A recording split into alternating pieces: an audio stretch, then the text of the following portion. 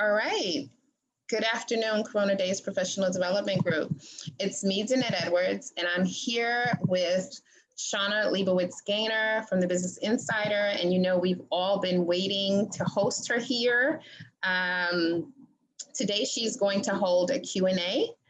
We've put together quite a few questions for Shana. She's going to cover those questions. And then if we have any additional time, we are going to open it up for additional questions that you guys may have. And of course, because I have her right here and I'm introducing her, my computer is freezing and I'm not able to open her bio. So I am going to have to turn it right over to Shana and ask her to tell us a little about herself. I'm going to do that right now, and then we will start the Q&A. All right. Hi, everyone. I'm Shana. Hopefully I remember my own bio, so I won't mess it up. I'm a correspondent at Business Insider, where I cover career development, workplace culture, HR management. It's a lot of fun for me. And yeah, I've been there about, almost 6 years now. So I've gotten to meet a lot of interesting people and cover a lot of interesting topics, including entrepreneurship, raising capital for your startup. I covered that a lot a few years ago. But anyway, I am beyond delighted to be here. Thank you for having me. And yeah, I'm really excited. You guys had some really good questions. I had to think hard, so thank you. All right, and I'm sorry again about that. My computer's all over the place today, but we are here and I'm excited. Again, before we begin, thank you again, Shana, for joining us. And so I'm just gonna go right into the questions. All right, guys, and if you have any additional questions, please drop them into the chat on Facebook. If anyone is joined in the Zoom room, you can do the same. So the first question, all right. So someone has said, and this was from Winnie, I remember this question, this is from Winnie Lynn. She's one of our pharma scientists in the group. And she says, I'd like to hear about Shana's Gender at Work newsletter. Are there themes across different industries with regard to gender identity and career success? Are there best practices employers need to adopt to promote gender equity? Yeah, I appreciate that question. And it's funny, we're very much actively ramping up our gender at work coverage, but we just like paused the newsletter portion of it. So just like disclaimer. But you know, I think something I noticed as I was reporting on this topic is a lot of employers and hiring managers will say things like, well, you know, we're not biased. We just, you know, we look for and hire the best person for the job and then see what happens from there. And, you know, I think it's, you know, I would sort of counter that by saying I've learned it's very important to be like intentional about these things. So, you know, you might think you are, you know, just blankly looking for the best person for the job. But if you do that, you may let, you know, your unconscious biases, which we all have, you might let them get in the way. So when I talk about intentionality, specifically in the gender context at work, I mean, like, are you keeping track of data on who's getting hired, who's getting promoted? Are you reviewing your performance management system to make sure that there's a very, very clear standard rubric and it's not like, you know, hiring managers can just tell women they're being too aggressive and men to like go for it. Do you same goes for having a rubric in terms of, you know, your hiring system. And and also let me not forget this. Do you have a track or a channel for people to report any unethical or discriminatory behavior? So all these things are just examples of like how to be very deliberate about making sure that gender equity exists in your organization rather than leaving it to chance. Thank you, Shana. I have a follow-up on that. Have you noticed that women are less likely to apply for certain positions or certain industries?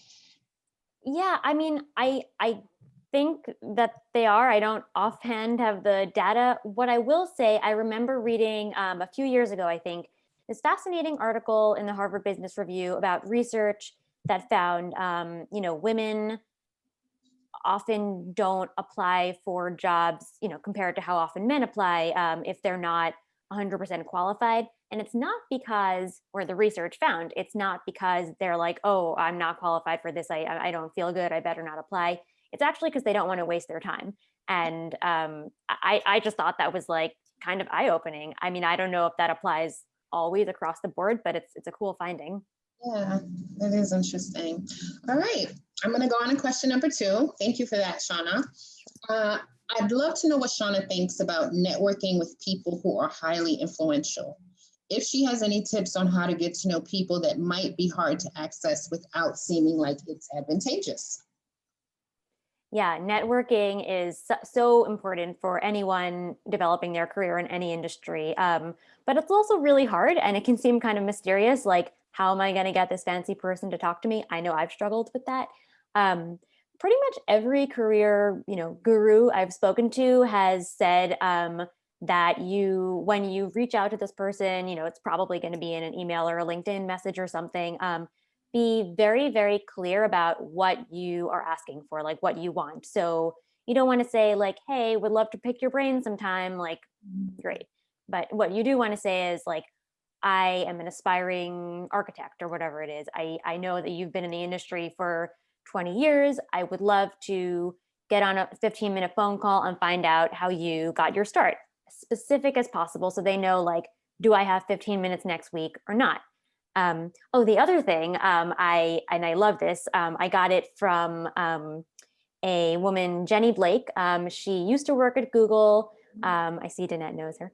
I read her book Pivot, and she has a career coaching platform. Anyway, she talks about like if you feel a little bit weird about like asking for someone's time. I mean, I think it's fine, but if you do feel weird about it, you can offer to do some what she calls like drafting. So like, hey, I bet you have like a lot of projects on your plate. Like if there are a few that you need to like offload, I'd love to pick them up and just like do it on a volunteer basis for you.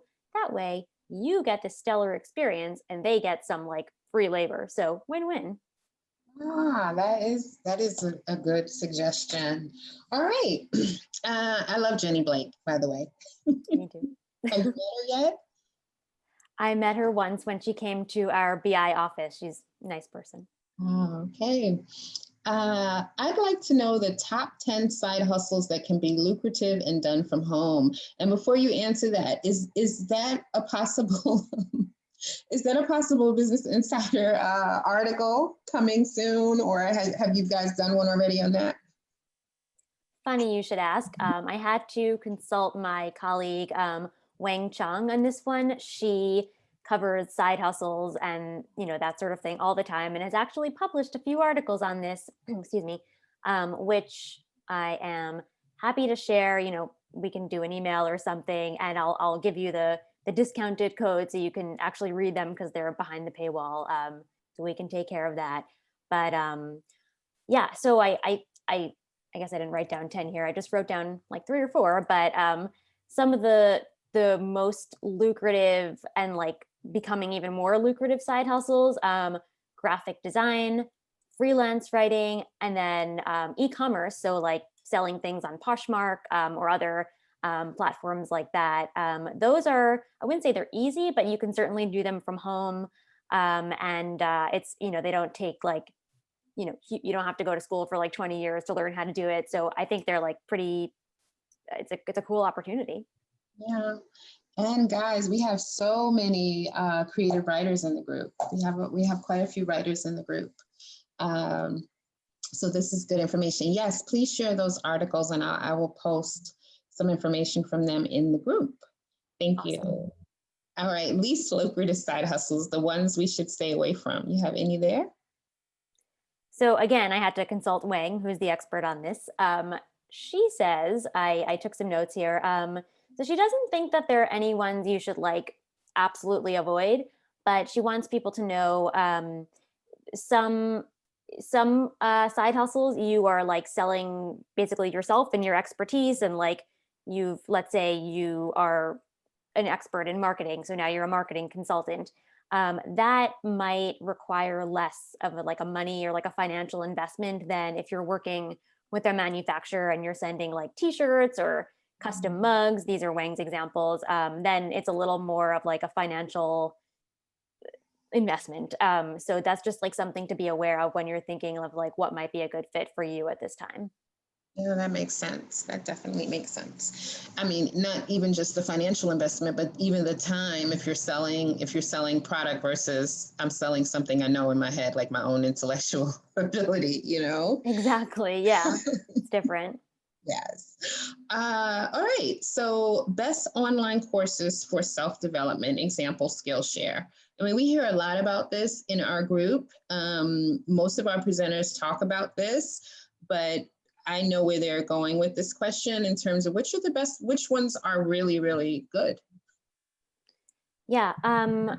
For this, I turned to, so we have a reviews team at BI or at Insider Inc. And I actually didn't even know this, so shame on me. But there are a bunch of free courses on Coursera. I actually am not sure about Skillshare, but Coursera is offering a lot of free ones until the end of the year, December 31st. And, the reviews team put together a few of them that they highlighted. So there are classes on content marketing, introduction to programming. There's a class on mindfulness, like meditation type stuff, and then the other class that's free in Coursera is Yale's most popular class, which is apparently I didn't write down the name. I think it's Introduction to Wellbeing, but it's basically how to be happier. And yeah, it's I haven't taken it, but I know a lot of people who have, and I guess they're really happy now. So that it's not exactly applicable to your career, but can translate. So yeah, check out Coursera. Lots of free stuff. All right, Coursera, and I'm actually on Coursera, guys. So this is one that I would suggest too. I would recommend. Yeah, but no, we need to be happy. Well, not happy, but it would be nice to be happier and more content as people are seeking professional advancement, whether it is independent working or working as an entrepreneur or looking for a new job. So yeah, that should be helpful. All right, so hiring managers need, oh, this is interesting. So I sent this question, Shawna, but we got about 4 or 5. So I tried to just like put all of that into this one question. So I'll read it to you and then you can give me your take on it. So hiring managers need to change their mindset as it relates to ageism. An article or thoughts should be developed regarding the merits of hiring older workers over 50 years old. Could Shawna highlight programs or initiatives for retirees with a desire to return to work? Now, I will also add to this, Shawna, that while I put over 50 years old here, the youngest person that contacted me in the group was someone who is in their late 30s about ageism. So I will just give that to you and see what you'd like to say to us about. Yeah, I think ageism is a real issue. I didn't know it was happening to people in their late 30s, but that's even worse. So it's interesting. Last year, I ended up covering this. I wasn't at Davos, but I think she's the CEO of Mercer, or an executive at Mercer, which is a consulting company and HR consulting. And so she said like ageism is a huge threat, if not the biggest threat to the US economy. And she said this, well, this was pre-COVID, but she did say it. And, that's because, people who are, whether it's over 35 or over 60, whatever the case may be, they've accumulated a lot of knowledge and, obviously an experience. And more often than not, they're very willing to learn new skills that they don't have. And I think that the bias against people of a certain age is largely based on like false premises. And so that's actually, I think, is starting to change because of the sort of the accelerated shift during the pandemic to remote work. So, this I spoke to someone at ZipRecruiter about this recently, and she gave a great example. Let's say someone is a retired physician. Now they can work part time and literally see people on their phone, like in a telehealth appointment. And now, like more people have access to healthcare professionals. They're not out of work. That's a good thing. I know the question was also about programs. I've worked with a few like career coaches who do more like, second act type things, kind of a silly term, but so that might actually be helpful too. Yeah, we have at least 2 in the group who I guess kind of second act kind of thing. I never thought about it like that, but it really is. We have one who focuses on women, returning to the workplace after being off for significant, like pretty large gaps, usually to raise children and coming back into the workplace. And then we have another person who, there's a group out of Rutgers that is specifically for people over 45, and he's a member of that group, and he's in the group helping as well. So there's something going on out there. I've not experienced it yet, and everyone knows I'm 46, but I've not experienced it yet, and I hope that I don't. But I do believe it is a real thing, ageism. I think it is. I hope you don't experience it either, but. Yeah. This was a hot topic in the group a few weeks ago. Speaking up for yourself in the workplace. This could include asking for a raise or more responsibility, speaking up about inappropriate behavior in the workplace, informing managers or colleagues about unrealistic expectations, and other ways to self-advocate. Could Shawna provide tips, books, and/or people who could provide helpful information on advocating for yourself in the workplace? Yeah, thank you for this question. It's a very sensitive and tricky topic. I'm still getting better at advocating for myself. I guess if I were advocating for myself, I'd say I'm great at it. So anyway, specifically in terms of asking for a raise, I would say the very first step is to gather information before you approach your boss, before you start to get upset. Why are you not making enough? Gather information. So there are sites like PayScale that can help you figure out, the expected salary range for your particular job function or your industry or what have you. So I would use that. And then, this can be hard, but I think it's important and worth it.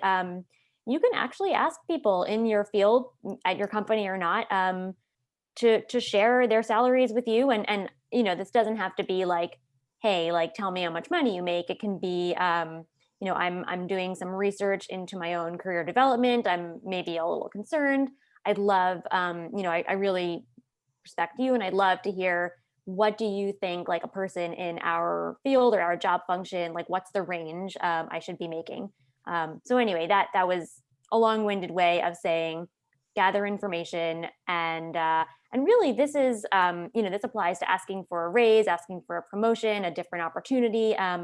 When you present that ask, that request to your manager, I would come with as much evidence as possible. Like, you're great and you deserve this. You are, and you do. And your manager may feel that way too, but when they go to their manager, they should be able to say, like, Sarah increased revenue this year by this percent, or, she wrote 6 projects reports that were read by clients around the world. And so you always want to have evidence to support your claim or your request. I think that applies broadly. In the books.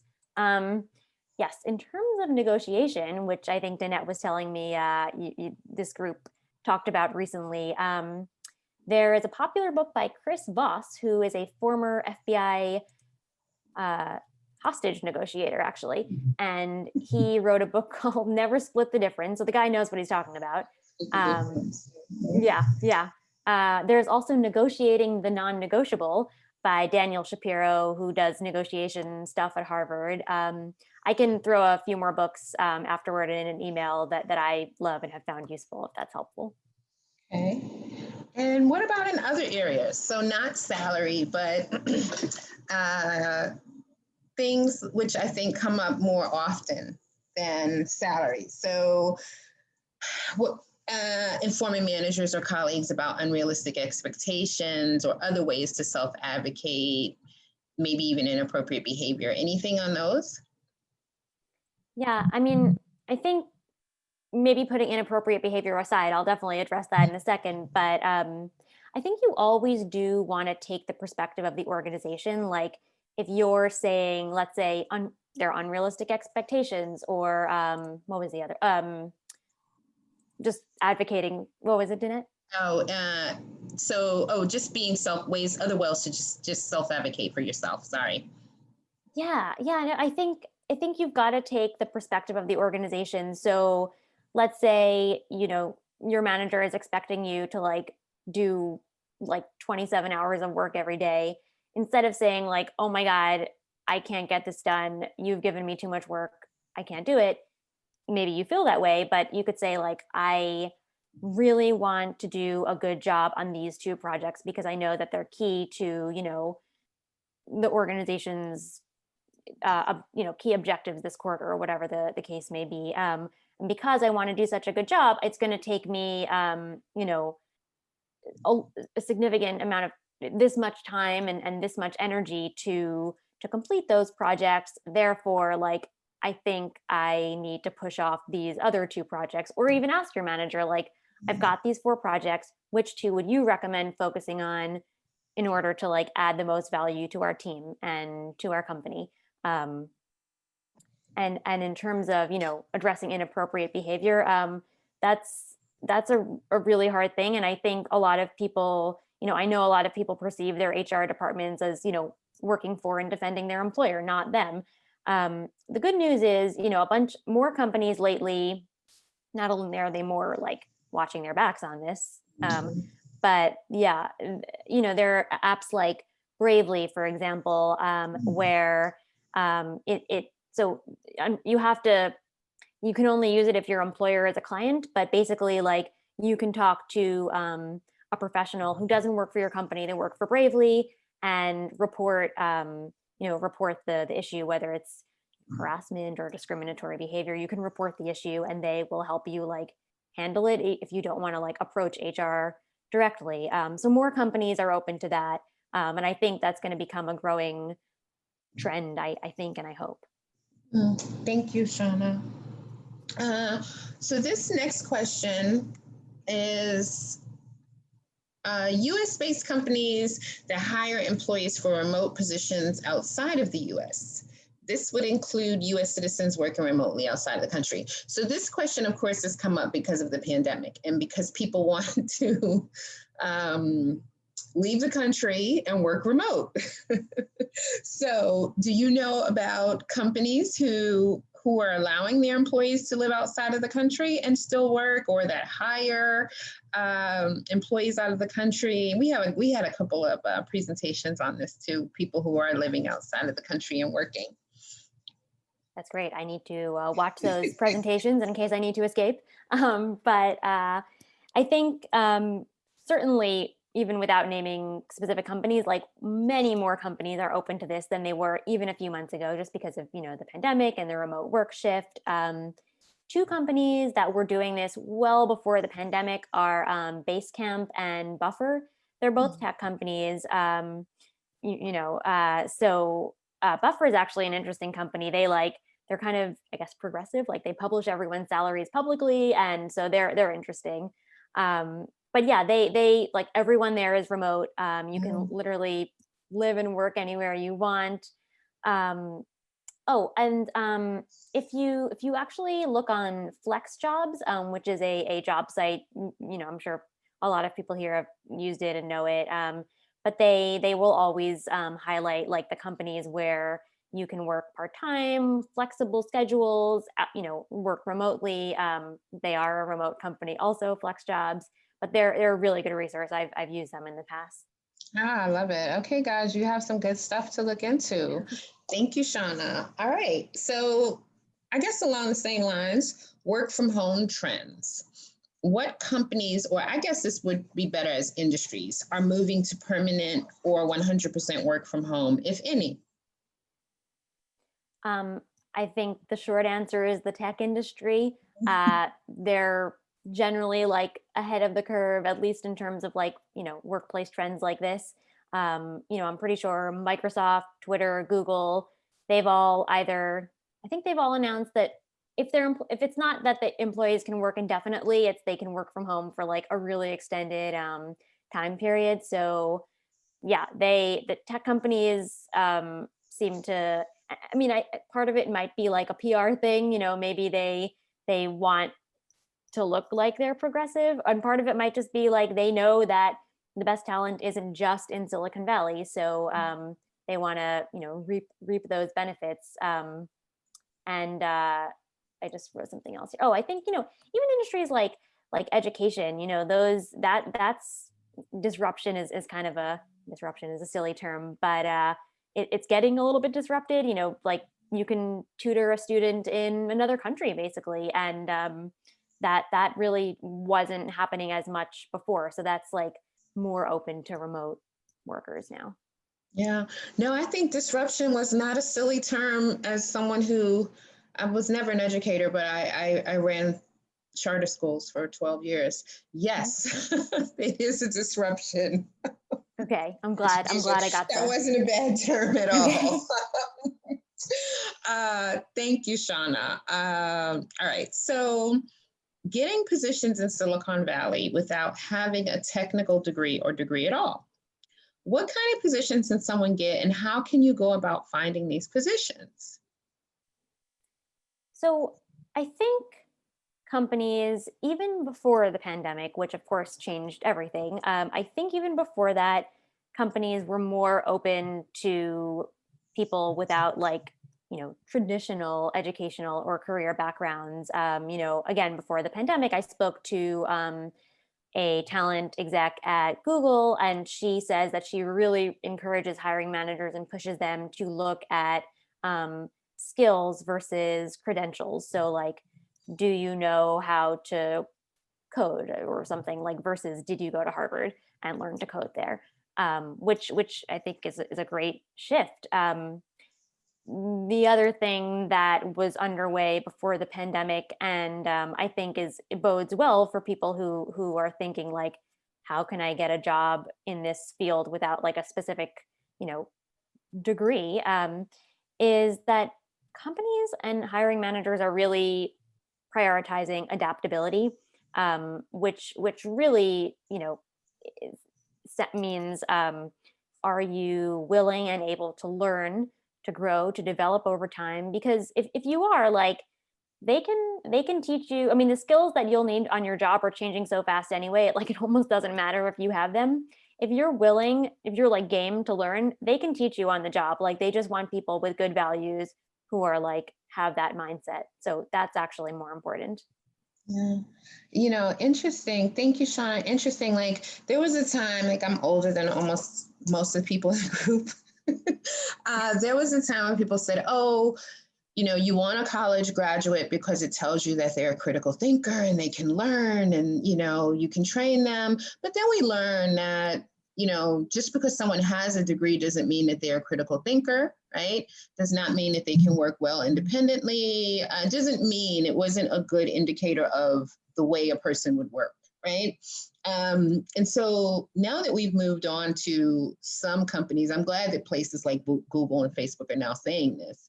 I'm hoping that there will be many more opportunities opening up for people who don't have degrees, because I just don't think the school is for everyone. Even though I have multiple degrees, I don't think it's for everyone. And I've seen people do very well without degrees, and I just would like to see more people, be able to take advantage of that.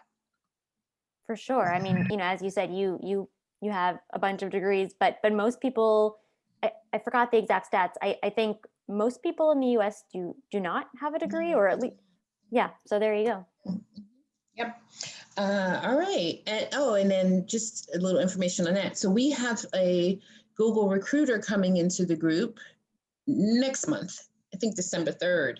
And my first question to her when we spoke, Jennifer Garibay, is, tell me, is this an urban myth? Is this a rumor? Are you still looking for degrees or not?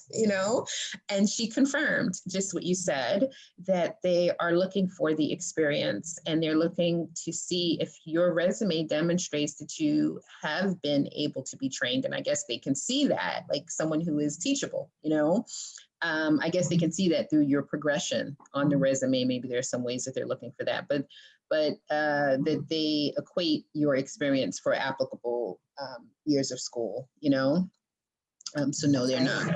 Yeah, and then the other piece was, and no, they're not looking for only the Ivy Leagues anymore. I guess that was a thing before.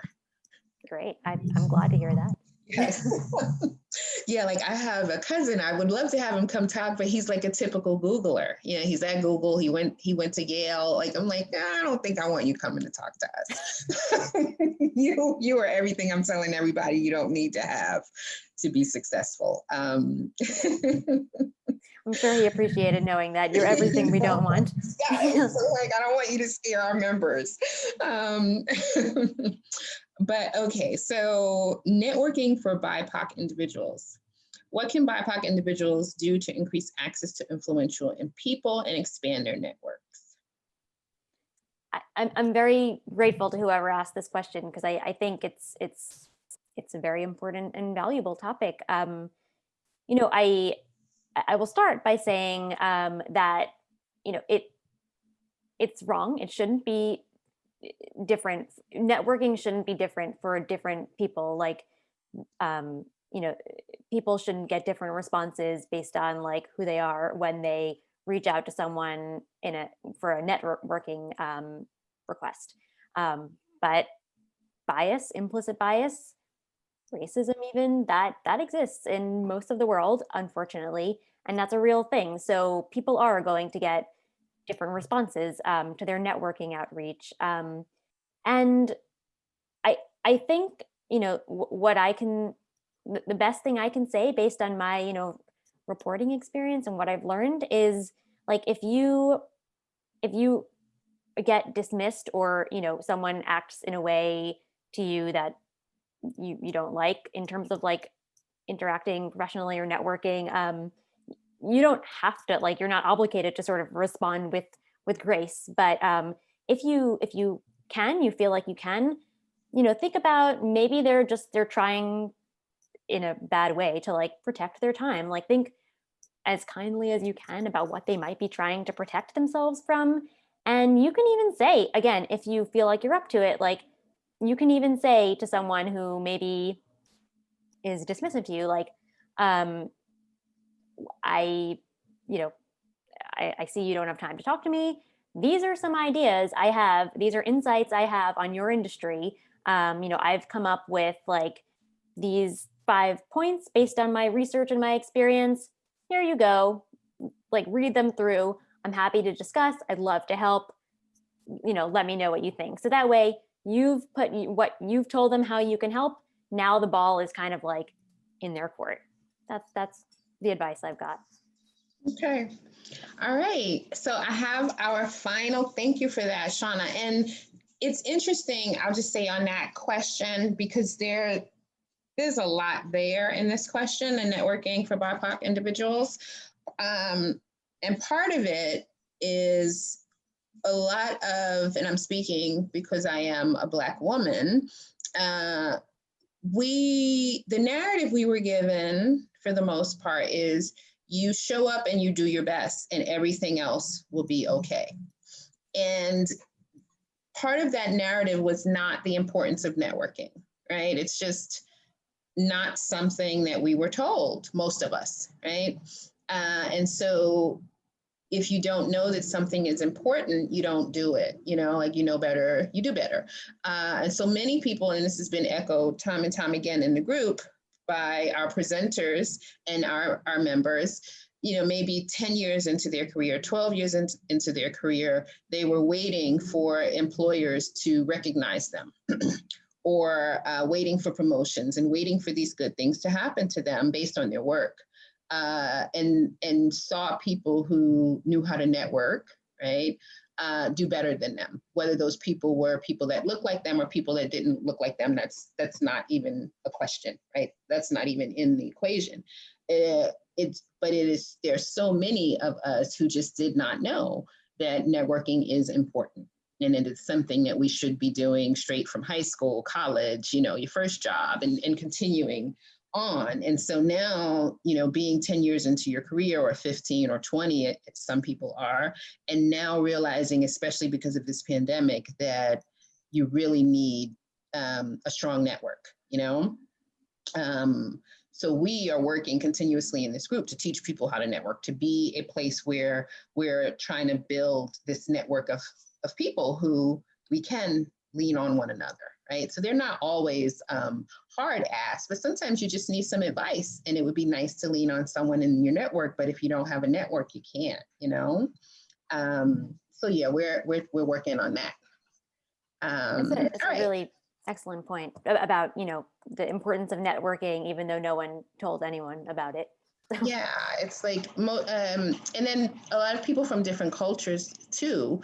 And having worked outside of the U.S. in Africa, I've seen this. You know, you go to work, you do your work. That's what you do. You go home. You know, like you're not supposed to do anything else. And so when you don't do those things, people think maybe this person isn't, you know, maybe they're not as into the work as I am, or, you know, there are these assumptions made, and sometimes they're negative. Oftentimes they're negative, and the person thinks, oh, but I'm doing the greatest work. Why am I not getting promoted? You know.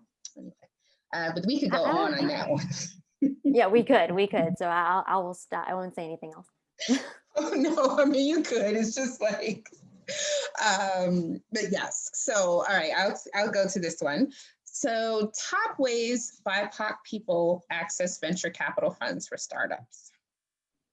Yeah, I'm gonna share an article on this too. One of my colleagues wrote two women of color who are fundraising for their startup, and they shared some advice with him, my coworker, which he distilled. So it's about knowing the difference. I wrote it down here between, and this is just one strategy, so I'll share it. It's knowing the difference between prevention and promotion-based questions when you are, let's say, meeting with investors. And what he told me that means is, and you know, there's research on this. So some investors will ask questions in ways so that when founders answer, they have to like defend their ideas. Like it starts from the assumption that like it's a bad idea or they're a bad person to do it, and they have to like explain like, no, you're wrong, this is why.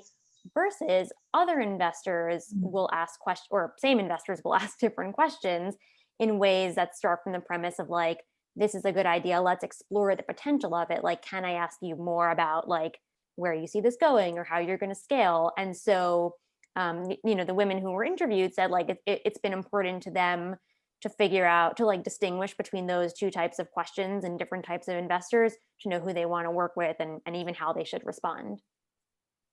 That definitely makes sense. So did they say anything about when investors automatically are going into that bad idea? Is that just the way that investor looks at all potential projects, or is it project specific? Like, is that just I hope I'm saying that correctly. So when investors are coming from the stance of bad ideas, that's just the way that they typically review a proposal.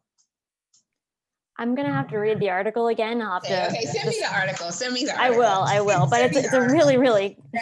Because if I know coming in the door that Mr. Acme, right, and their team, or Acme Venture Capitalist Group, like they're really hard on a sell. Like they're really hard to sell because I know, you know, I know, because you just know in the industry that this group of investors, they're going to really expect you to defend what it is you're doing, right? Because they believe that maybe they're coming at it from the premise that if you can convince us, then you're good. You know, like maybe that's just the way they look at it. I could prepare differently, you know? Yeah. As opposed to So that's a great line of inquiry. It may be addressed in the article and I missed it, or it's not, but I'm going to look into that one. I think that's a good point you made there. Now, I don't have any other questions from our list. I'm going to go into the chat and see, but I do have a question because I saw in your bio that I was not able to open that you are now working on a series of articles about, can you tell us about that? Is it like for startups, is it to access equity, or can you tell us a little about that? Oh, yes. I actually worked on that like a year or so ago. Oh, okay. Yeah, but we still like update them occasionally. So I covered like different some of the trickiest areas of entrepreneurship, both like if you are, well, yeah, trickiest areas. So raising capital and pitching a VC. Then once you have some money and you've got things off the ground, granting equity to your founding team and your employees. Oh, and then we also covered like hiring and also layoffs at a startup, like in case you need to conduct those. And that was like a really fun experience for me because like I didn't know anything about, like I didn't know what a term sheet was, but now I do. So that was cool. And then I have a personal question just about your career trajectory, just because that helps our members. And I just thought about this. So, did you go to school to be a journalist? I did not. I know. Okay. So, can you tell us a little about? And this is kind of, I'm sorry, I just threw this one at you. So, tell us about that. Like, how'd you get to Business Insider? Like, and why? I'm glad to share that. I initially, I guess right out of college, I was convinced I was going to go to a doctoral program in English literature. It still sounds like a fun idea. I don't think I knew much about it. I just like decided I liked literature and was going to apply. I didn't get into any of those PhD programs, probably because I wasn't qualified. But I did get into one, master's 1 year program, which I did, and that was fine. But in terms of my current career, I suppose at BI, I took I wouldn't necessarily recommend doing this in this way, but I once I finished grad school, I had no job, no money, like no direction, and I moved. I was lucky enough to have parents who lived in the New York City area and were happy to or sort of happy to have me live with them. So I did that and started like volunteer, like unpaid freelance writing for this health and wellness startup called Greatest. And that happened to turn into, I guess they were reasonably pleased with my work. So it happened to turn into a full-time position, which did not pay a lot at all, but it was something. So I still had to live with my parents, but at least I had a job.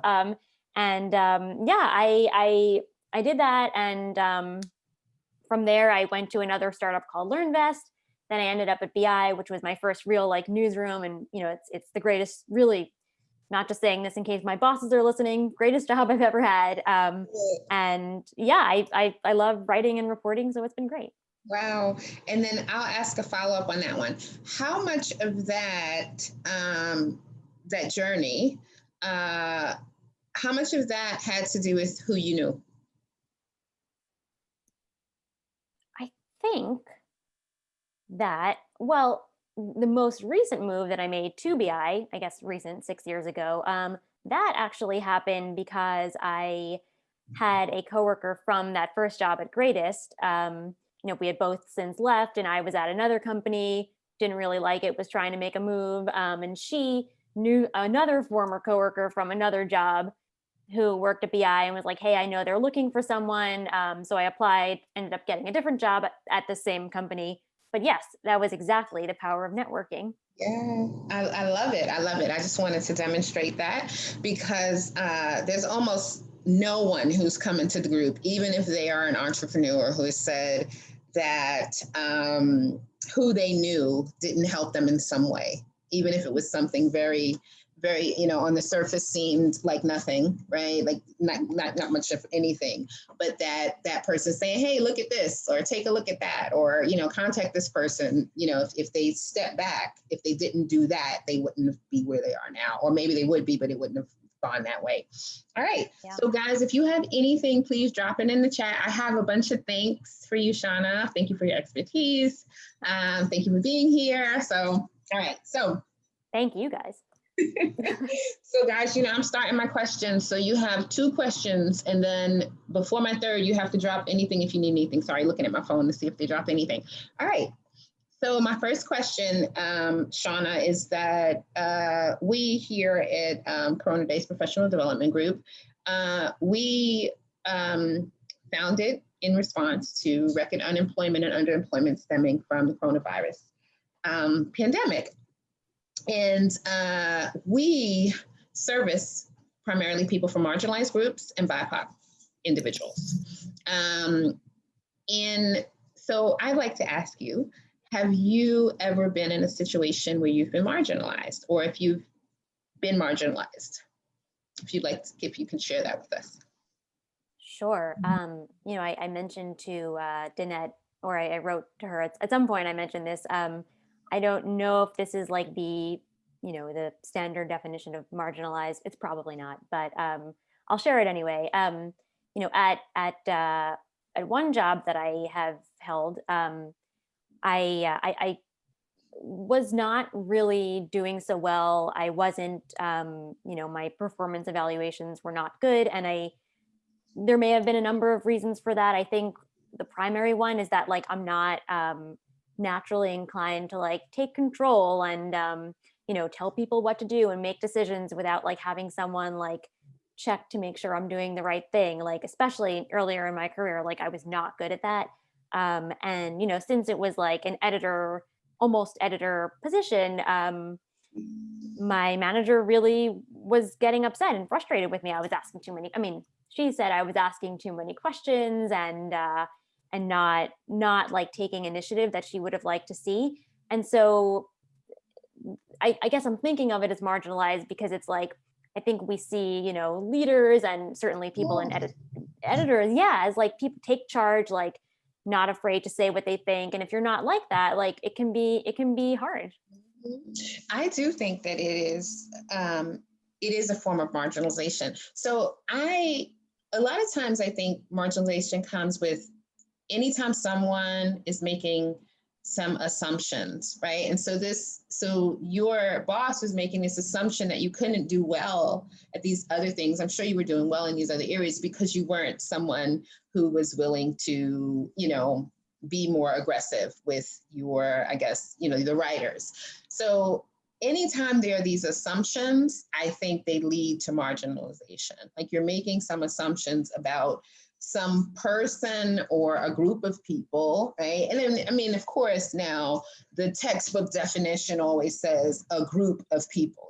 It determines marginalization as but I don't see it that way at all. Especially after hearing so many people in this group, and I realized that a lot of times so many people in a professional space are not judged on the merits.